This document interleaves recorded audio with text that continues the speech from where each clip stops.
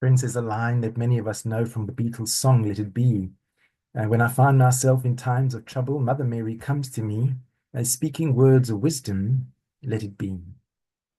Whether intentionally or not, it's a song that echoes the deep wisdom of the story of the Annunciation. In a moment of disruption, confusion, and fear, Mary becomes a voice of stillness in the midst of life's turbulence. She becomes a picture of the soul that can pause and reflect and ponder and eventually say, let it be. Today, I'd like to explore the story from Luke through the lens of three simple words or phrases. The word ponder, the word virgin, and the phrase let it be. But first, a brief word about the story itself. The Annunciation is for many a literal historical event. But throughout Christian history, there have also been those spiritual writers, mystics, and contemplatives who have said that the deepest truth of the story, in fact, lies in its symbolism. That it is not only the story of something that happened once, but the story of something that happens in us again and again. The meeting of Mary and Gabriel can be read as a picture of the soul encountering the divine mystery. Mary becomes a symbol of the receptive, open, gentle inner spirit within each of us. And Gabriel becomes the voice of divine wisdom that still speaks within the depths of the human heart. And the conception of Christ becomes an image of divine love, divine wisdom, divine compassion taking flesh within us. And so we read the story not only for what it says about Mary, but for the way it reveals dimensions of the spiritual journey, the journey of the soul, awakening to divine love. And that leads us to our first word today, the word ponder. Luke tells us that when the angel appeared to Mary, she was deeply troubled and pondered what kind of greeting this might be. That word ponder is worth pausing on. We live in a culture that no longer knows how to ponder. Our lives are filled, saturated with noise, stimulation, scrolling, notifications, busyness, perhaps the radio or the TV on constantly in the background.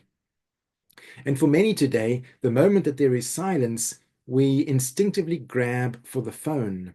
As Wendy and I were reminded about 2, maybe 3 weeks ago, when our mobile network went down. For 4 or 5 days, there was hardly any signal at all. And for the first 3 days, we kept reflexively checking, grabbing our phones. It was astonishing how compulsive this checking felt. But then something else began to happen. After 3 days, slowly we began to relax into the quiet that had begun to open up. Space to breathe, space to think, space to feel, and space to ponder. Pondering is the art of giving something enough room in our minds and our hearts for clarity to arise. It's different from worrying, it's different from obsessing. To ponder is to hold something gently in our awareness, not trying to force a solution, not rushing to an answer, but letting it settle. And here the Tao Te Ching gives us a powerful and vivid image. It asks, can you wait until the mud settles and the water becomes clear? Can you remain unmoving till the right action arises by itself? Now, whether or not the words pond and ponder are etymologically linked, and I know they're not, the image and the connection seems beautifully appropriate. A pond becomes clear, not by stirring it, but by letting it be still. When we ponder, we become like a pond. All the sediment of fear, anxiety, ego stories, old hurts, agitation slowly begins to sink if we give it enough time. And then the inner water becomes clear. And it seems that this is what Mary does. Before she speaks, she ponders. Before she responds, she reflects. She gives space for wisdom to rise. And so the story invites us into that same practice to create inner kind of interior space, to stop filling every moment, to let some silence return, to let our souls unclench. Without pondering, nothing new can really be conceived in us, which leads to our second word, the word virgin. Mary responds to the angel Gabriel, "How can this be, since I am a virgin?" The word virgin is overflowing with symbolic meaning. Beyond the physical meaning, the tradition has always recognized a spiritual dimension.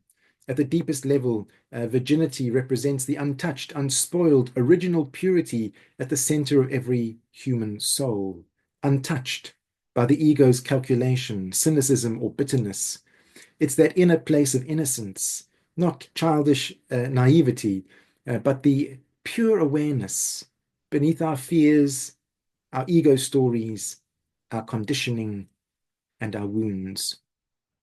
Jesus said, "Blessed are the pure in heart, for they shall see God." And many contemplative teachers have suggested that this purity of heart is nothing other than the clarity of consciousness or awareness when the mud has settled. It is the untainted core of our being, the place where love already exists, even when we feel we have lost it, the place to which the spiritual journey invites us to return. Interestingly, we also use the word virgin to describe things in nature that are untouched by human interference: a virgin forest, a landscape unspoiled, a space where life can flourish naturally and freely. And in this symbolic sense, Mary the Virgin represents the inner sanctuary, the inner garden where love can be conceived, that quiet, open, receptive part of us that listens deeply, that is capable of hearing the whispers of the Spirit, that does not grasp or force, but receives. Love is always conceived in that inner virgin space, the space made clear through pondering, the space made still enough for something new to grow, to arise. And what arises next perhaps could be called the third, is the third phrase, "let it be." Mary's final response to the angel is, "Let it be unto me according to your word." And this is the wisdom of surrender, not a passive resignation, a giving up, but a deep, trusting openness to the movement of God within us. It's the same wisdom the Beatles sang, perhaps unintentionally echoing Mary's spirit, speaking words of wisdom, "Let it be." Letting be is the natural companion of pondering. When we ponder, we create space. When we let be, we trust that clarity will come in its own time. We stop forcing solutions. We stop demanding immediate certainty. We stop frantically trying to push the river. Instead, let it flow. In the contemplative tradition, this letting be is essential. Insight cannot be manufactured. It arises when conditions are right. Compassion cannot be forced. It grows naturally in a softened heart. Love cannot be commanded. It springs up when fear begins to relax its grip. Neil Donald Walsh writes that there are only two basic energies in life: fear and love. And Mary's "let it be" is the moment out of fear into love. "Do not be afraid," Gabriel says, because only when the grip of fear loosens can love emerge. As the first letter of John reminds us, perfect love drives out all fear. Letting be means trusting the deeper wisdom within us, trusting that God, the divine, is at work even when we cannot see, trusting that something holy is being formed in the quiet places of our hearts. And this is how Christ is conceived within us, in pondering, in purity of heart, in letting be. I'd like to share with you two stories that perhaps give flesh to these insights today. The first is the story of Thomas Merton. Thomas Merton, the Trappist monk and writer, lived for years in silence and contemplation in the Abbey of Gethsemane. Much of his early monastic life was spent wrestling with questions of his own identity, purpose, and the tension between solitude and human solidarity. One afternoon, after years of pondering, of waiting and letting that inner mud settle, he was given permission to go into Louisville for an appointment. And standing at a busy street corner, surrounded by shoppers, he suddenly experienced a profound moment of clarity. In his journal, he describes it in this way: I was suddenly overwhelmed with the realization that I loved all those people. There is no way of telling people that they are all walking around shining like the sun.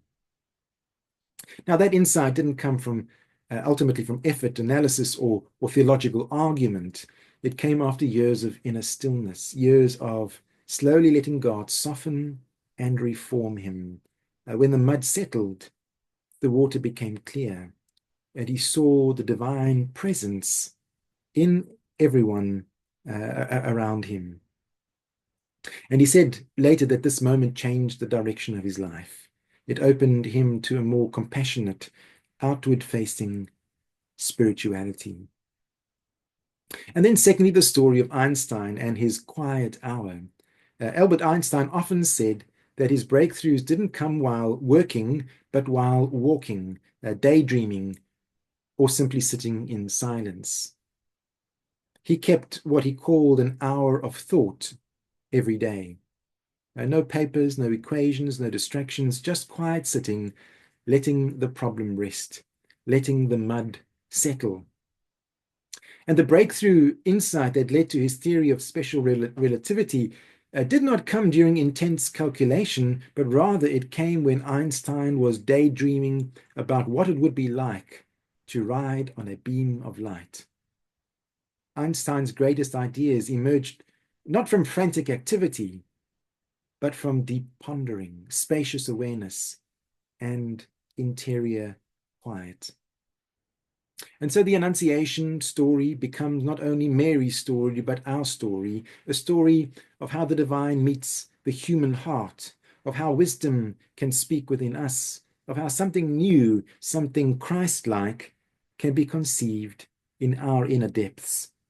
When we ponder, we give the waters time to clear. When we honor the virgin space within, we return to our original purity and original openness. And when we say, let it be, we open ourselves to the gentle unfolding of God's divine love. This Advent, perhaps the invitation is simple, to make space, to be still, to let fear soften, to let love arise. Let it be. Amen. God bless. I hope this has been some food for thought and perhaps a fresh perspective on the story of Mary and the Annunciation. God bless.